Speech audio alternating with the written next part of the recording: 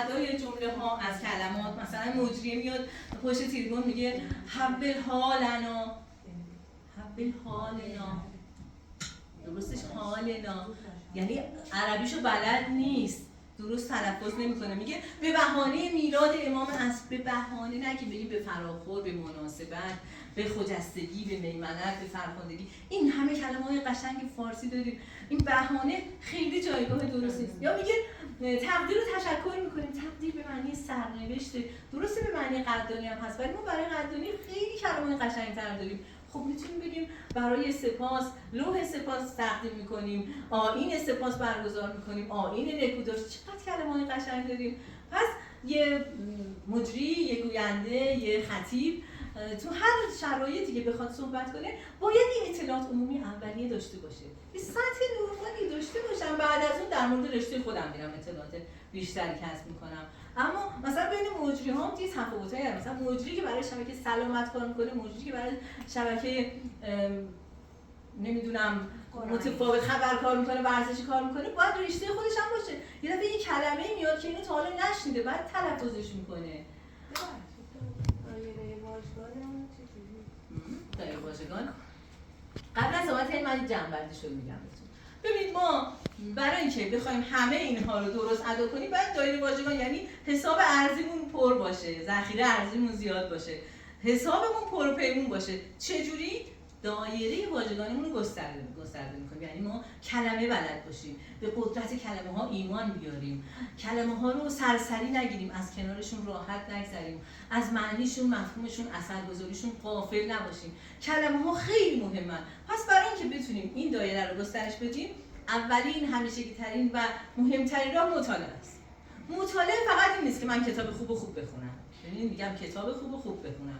مطالعه میتونه دیدن یه نمایشگاه نقاشی باشه، رفتن یه تئاتر خوب باشه، دیدن یه فیلم خوب باشه، رفتن به یه کنسرت موسیقی فخر مفاخر باشه، میتونه یه اصلا طبیعت شما برید سراسر واژه است. اون هم میتونه اثرگذار باشه. برای اینکه من دو سه تا نکته از این دایره واژگان به شما بگم، دو سه تا اینو پاک میکنم، دانش نگرش پاکم میشه.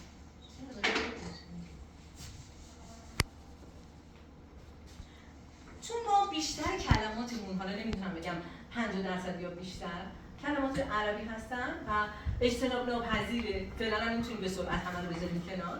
پس ما وزن‌ها رو یاد میگیریم. یه وزن فعال، یه وزن مفاعله، یه وزن استفعال. حالا بازم هستن ولی من میخوام با همین فعلا بسنجه کنم. مثلا میگیم هر چی بر وزن فعال بود، میخوایم دایره واژگانمون رو گسترش بدیم دیگه. یه تعداد زیادی از کلمات بر وزن فعال هستن.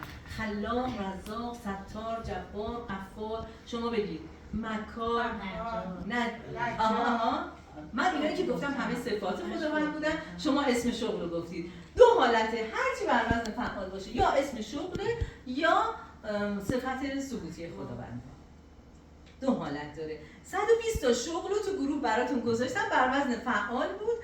مشاغلی که خیلی هاشون هم الان دیگه فراموش شدن ولی بر این وزن بود. دیگه میدونیم اگه این کلمه اینجوری بود یا اینه یا اونه، چیز فکر دیگه ای نمی‌کنیم دربارش. خب این خیلی کمک می‌کنه که من یه دایره بزرگی از کلمات رو آشنا میشم. دیدید بچه‌ها دارن فیلم زبان اصلی نگاه می‌کنن، کارتون نگاه می‌کنن. میپرسی اینجا چی بود؟ میگه که نمیتونم بگم.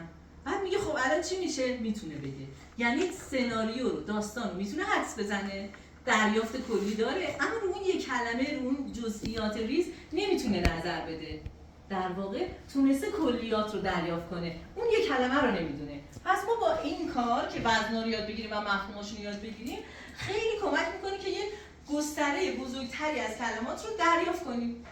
یعنی شما الان استثباب رو شنیدید، اون ثوابم بدونید دیگه میتونید که یعنی طلب درستی کردن. یعنی من زنگ زدم از فلان مرجع پرسیدم که این درسته یا نه، استفتاء یعنی فتوا بده به من، یا استثناء یا استکبار. در واقع این وضع یه جوری مفهوم طلب رو در خودش داره. مثلا میگم استمداد یعنی کمک کنید. حالا یه نکته دیگه هم اضافه کنم، وقتی میگه استفعال